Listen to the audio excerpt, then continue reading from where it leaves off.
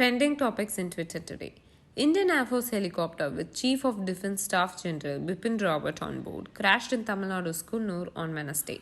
2 people have been confirmed dead in the incident. 3 people have been rescued so far, while a search is on for the others. There were 14 people on board, according to sources. The 3 who have been rescued suffered serious injuries and have been taken to the hospital at Wellington Cantonment in Nilgiri district. The hashtag was Bipin Rawat. An air version of BrahMos supersonic cruise missile was successfully test-fired from supersonic fighter aircraft Sukhoi 30 Mk-1. The missile was launched from Integrated Test Range, Chandipur, off the coast of Odisha at 10:30 am, the Defence Ministry said in an official statement. The hashtag was BrahMos. Congress President Sonia Gandhi on Wednesday hit out at the centre over several issues at a crucial parliamentary party meeting, including suspension of 12 opposition Rajya Sabha MPs, farmers' crisis, and Nagaland firing incident. Gandhi termed the suspension of MPs from the outgoing winter session of Parliament as outrageous and unprecedented, saying it violates both constitution and rules. The hashtag was Sonia Gandhi. Guru Tegh Bahadur was the 9th of the 10 gurus who founded the Sikh religion and the leader of Sikhs from 1665 until his beheading in 1675.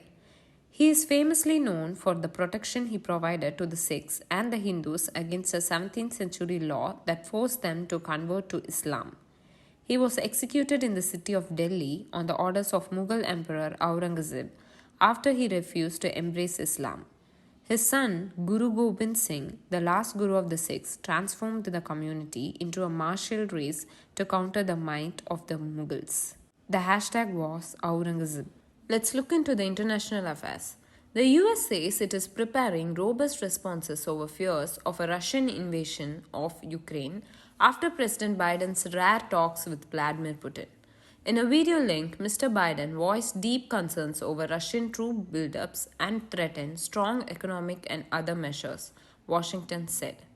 Hours after Australia announced its decision to follow the United States in a diplomatic boycott of the 2022 Beijing Olympics, the Chinese embassy in Australia reacted to the move and said that the accountability lies with the Australian side to fix the current predicament in the ties between the two countries. Mountains cannot stop the rivers from flowing into the sea, the Chinese embassy spokesperson said, while observing the Australia's success at Beijing Winter Olympics depends on the performance of its athletes and not on the attendance of the officials. Rohingya refugees from Myanmar are suing Meta Platform Inc., formerly known as Facebook, for $150 billion over allegations that the social media company did not take action against anti-Rohingya hate speech that contributed to violence. A U.S. class action complaint filed in California on Monday by law firms Edelson PC and Fields PLLC argues that the company's failure to police content and its platform's design contributed to real-world violence faced by the Rohingya community. China's Yutu rover has spotted a mystery object on the horizon while working its way across Mount Carnan crater on the far side of the moon, media reports said. Yutu spotted a cube-shaped object on the horizon to the north and roughly 80 meters away in November during the mission's 36th lunar day. Yutu Diary, published by Space, a Chinese-language science outreach channel affiliated with the China National Space Administration, reported.